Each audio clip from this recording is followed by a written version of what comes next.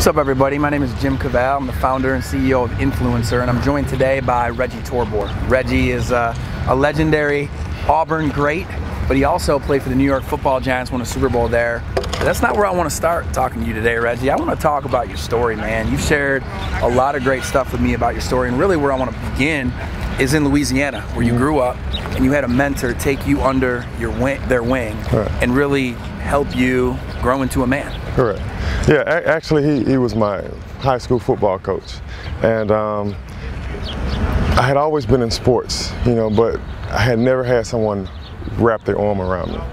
The way that, as I look back upon it, sports should be. A lot of the things today are more dedicated to just winning and getting to the next level, but I mean, this is the first time a man not related to me genuinely loved me, told me, took the blinders off, told me how big the world was, much bigger than I had been led on to believe that it was from my environment that I was in, and I was able to see potential and start to dream the way that a young man is supposed to be able to dream.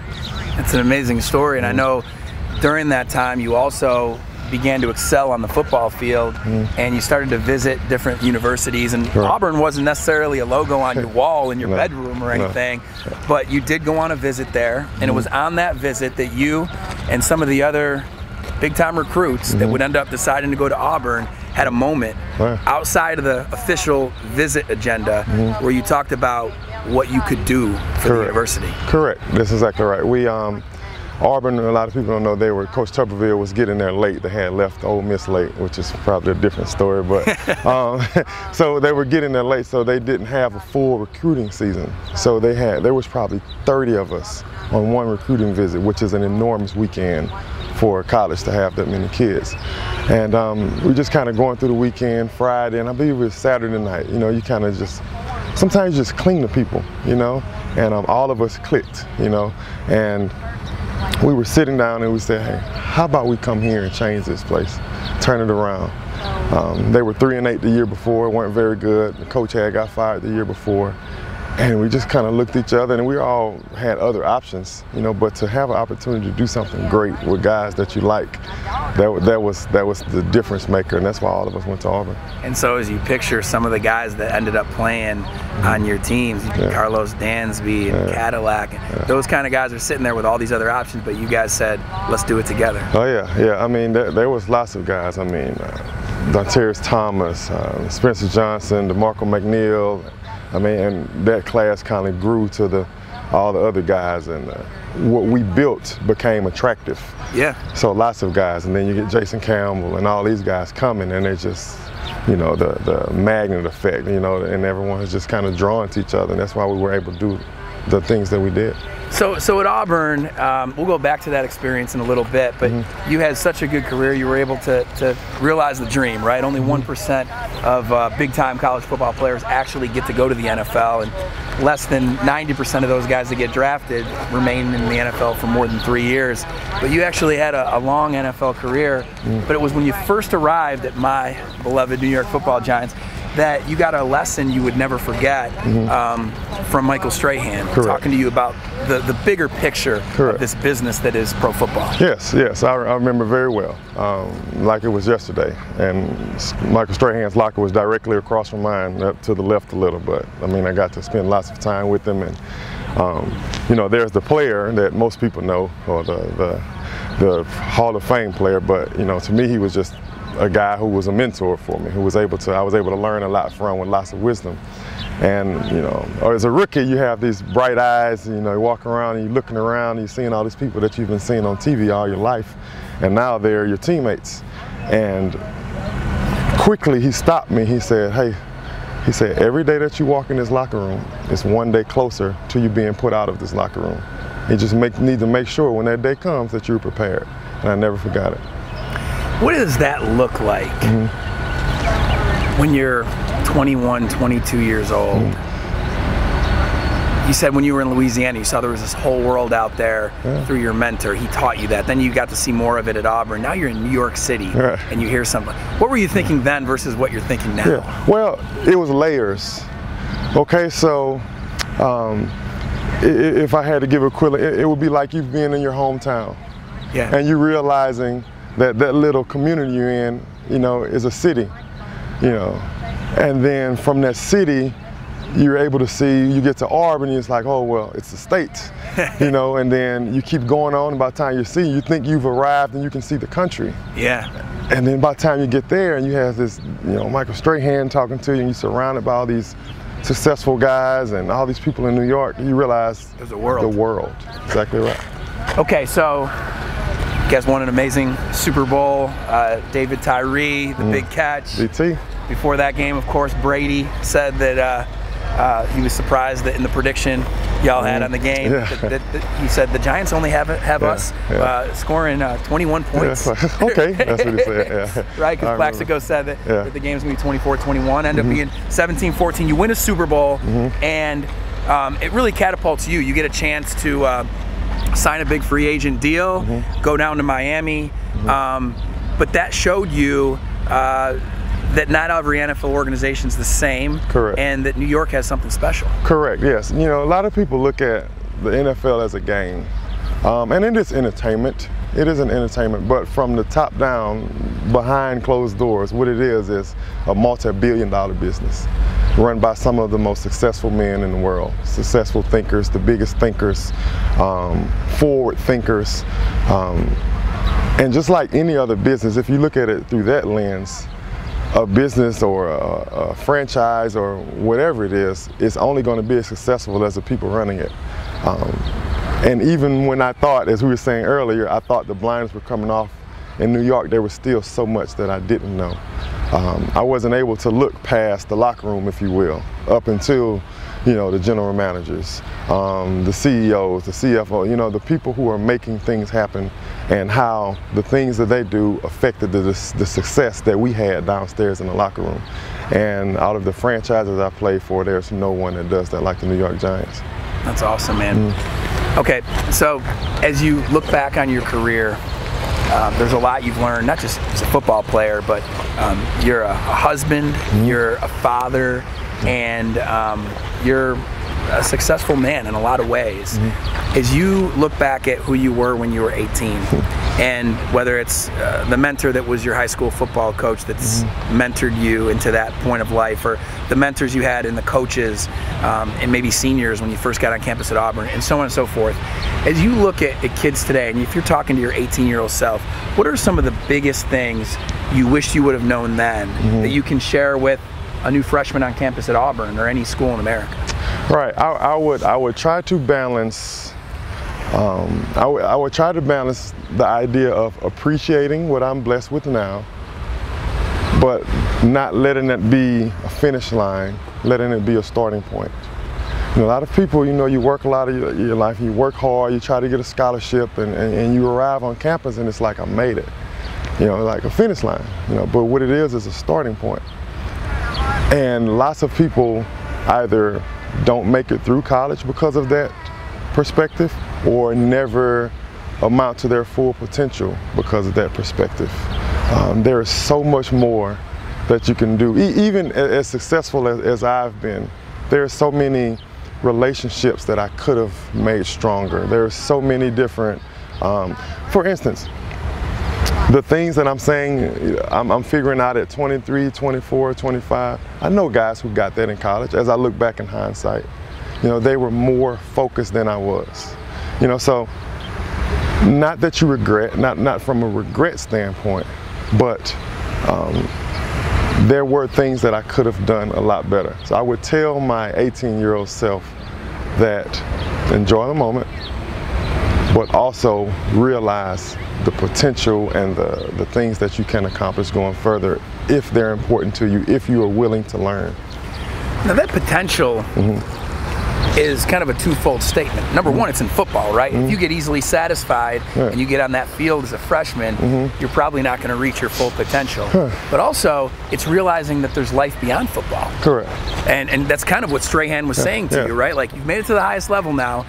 Every day you're here is a day closer to it being over. There's a whole world out there. He's personified that maybe better than anyone. Yes. So two things to that. So the first point, that's what I was talking about before. I'm talking about bigger than football. Yeah. I tell people all the time, if at my funeral, the biggest thing I'm known for is playing football, then I failed. Yeah. You know, my life is a failure. If that was all I'd done with my life. I'm talking about not, I mean, because I ran and I worked hard in college for the field. I'm talking about relationship with professors. I'm talking about taking classes that I can use now. You know, for instance, as I transitioned to my business life after football, I'm going back reading books, taking courses that I should have took when I was 18. You see, but I didn't have the thought process to do those things. And that's what I mean. There were guys I played with, and you know, we're going out to party, which if you want to go out, you're 18, 19, that's not a crime, you know, but he would stay behind, and you know, he's studying extra, he's taking extra courses. You know, I graduated my senior year, and because I redshirted, I had an extra year.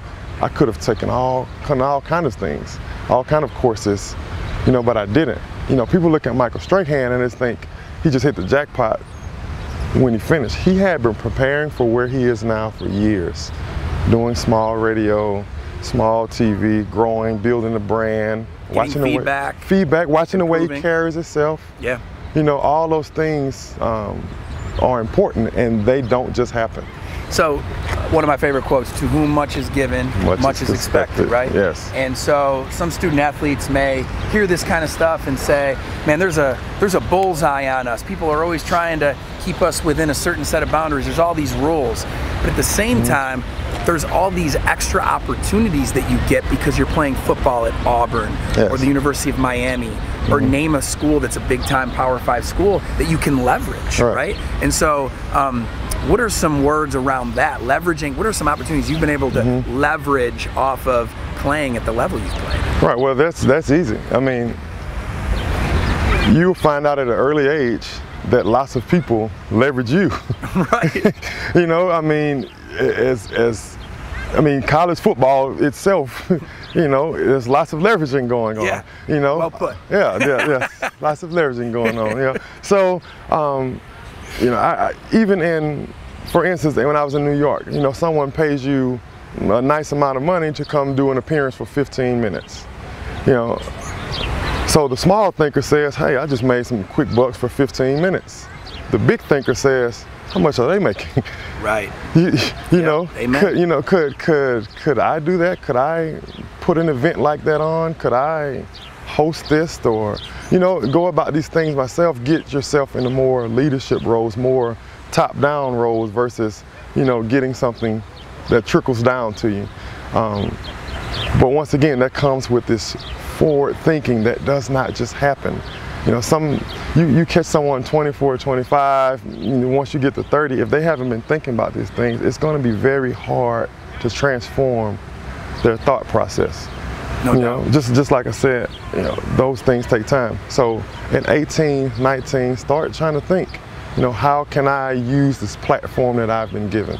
You know, in the NFL, they always say, use the jersey while you have it, because once you turn that jersey in and it's over, you know, it's over. I remember I used to go to New York and go to the front of the lines and nicest restaurants. Now, man, I go and, I mean, if some of those old guys aren't still working there, I'm in the back of the line like everyone else. Right. That's a good point. Yeah. All right, so the platform, in my opinion, has never been as tangible as it is today, and that's because of social media, right? Imagine if social media existed to the degree it does today, back when you played, how you could use that platform to be an ambassador for the school, which you already are, playing on that field in front of 100,000 people, doing interviews on traditional medias in front of millions of people, but now you're an ambassador on social in front of millions of people as well, and there's a way to grow a following responsibly and leverage it later. So what do you think, knowing what Influencer does and knowing the opportunity for schools to find more ways beyond the degree to help their student athletes, what do you think are the opportunities for schools and student athletes to leverage social in a responsible way? Right, I think it's a great opportunity. I wish I would have had social media. I can't tell you how many times I've done an interview and I walk out of there thinking that went well. And then you see what's printed or written, you're like, how did it get that? Because you don't control the message. I don't control the message. You know, most of the times, I won't say most, there are some, okay, reporters or people who do an interview, and before that, they have an agenda. They're trying to get you to say something that fits their narrative, and that's all they really don't care about anything else you have to say. Social media is an amazing tool because you can cut out the middleman. These people have access because people want to go through them to get to you. Right. Okay? Well, it's like anything else. You look at a wholesaler, you take out the middleman, you can go straight to the source. And that's what social media is. But the problem with social media is it's like a jet. I could give you a private jet, but you can't use it because you don't know how to fly a jet. I don't. So you have an amazing tool in your backyard that's just the decoration. So the thing with influence it comes in and it teaches you how to fly the jet. It teaches you how to leverage social media responsibly, forward thinking, in a way that you're able to use it for a purpose that will benefit you now and for years to come. Well, to cap it off, I think it's great for these student athletes watching especially to hear what you're doing now, because I mentioned your father, I mentioned your husband, I didn't mention that you're giving back in a way that's pretty interesting. You're helping kids learn how to be excellent football players, but really you're also mentoring young kids in the process. Talk a little bit about the business you're building and how you're using the stuff you learned playing high school and college and pro football to not only teach kids football but teach them life. Right. So one of the things that I have been blessed with is being through lots of peaks and valleys in my life. So I know what it feels like to be at the bottom getting stepped on, and I know what it feels like to be at the top and then everything in between. And lots of the gift I have is those experiences I can look back and say, this was good, this was bad, I could have done that better. And not only my experiences, I bring in the experiences of all the great men that I've been blessed with in my life to be surrounded with. And from there, I can take them and I can look at someone and I can see myself. I can see the little kid who, if my coach never helped, you wouldn't be standing here talking to me right now. Right. People look at successful people and they say, man, he's great, he works really hard, or she works really hard. But in reality, when you see someone successful, they are the product of lots of people investing in them. No such thing as a self-made man. There's no such thing and someone telling you that is not very successful. I love that phrase, and I think it's very true, and that's why it's my goal to help more guys like you speak to younger guys and gals that I hope are watching right now. Man, thank you for giving me some time and for all you're doing to support what I'm doing, and I'm excited to continue to support you and your journey and appreciate your friendship. Hey man, appreciate you. Take care.